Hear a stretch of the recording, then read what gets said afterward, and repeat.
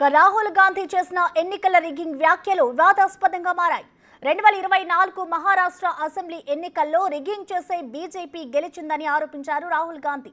ఎన్నికల కమిషన్ నియామకం కోసం ప్యానెల్ రిగ్గింగ్తో ప్రారంభించి అవకతవకల సాక్ష్యాలను దాచిపెట్టి మ్యాచ్ ఫిక్సింగ్ వ్యూహాన్ని బీజేపీ మహారాష్ట్రలో అనుసరించిందని అన్నారు.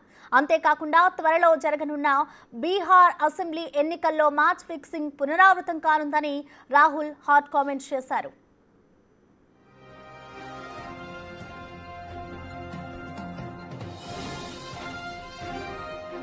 అయితే ఎన్నికల నిర్వహణపై రాహుల్ గాంధీ చేసిన వ్యాఖ్యలపై ఆగ్రహం వ్యక్తం చేసింది ఎన్నికల కమిషన్.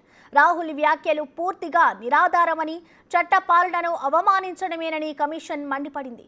రాహుల్ చేసిన వ్యాఖ్యల్లో ఎక్కడా నిజం లేదని చెప్పింది.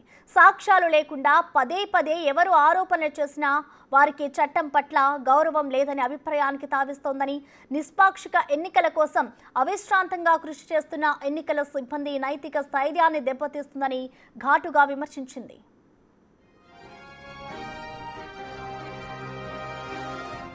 మహారాష్ట్ర అసెంబ్లీ ఎన్నికల్లో జరిగిన మ్యాచ్ ఫిక్సింగ్ బీహార్కు రాబోతోందంటూ రాహుల్ గాంధీ చేసిన వ్యాఖ్యలను బీజేపీ తిప్పికొట్టింది. రాహుల్ వ్యాఖ్యలు హుందాగా లేవని, దేశ ప్రజాస్వామిక సంస్థలను బలహీనపరుస్తూ మాట్లాడడం ఆయనకు అలవాటుగా మారిందని ఆ పార్టీ ప్రతినిధి తుహిన్ సిన్హా అన్నారు. రాహుల్ లేవనెత్తిన అంశాలకు ఎన్నికల కమిషన్ అనేక మార్లు వివరణ ఇచ్చిందని గుర్తు చేశారు.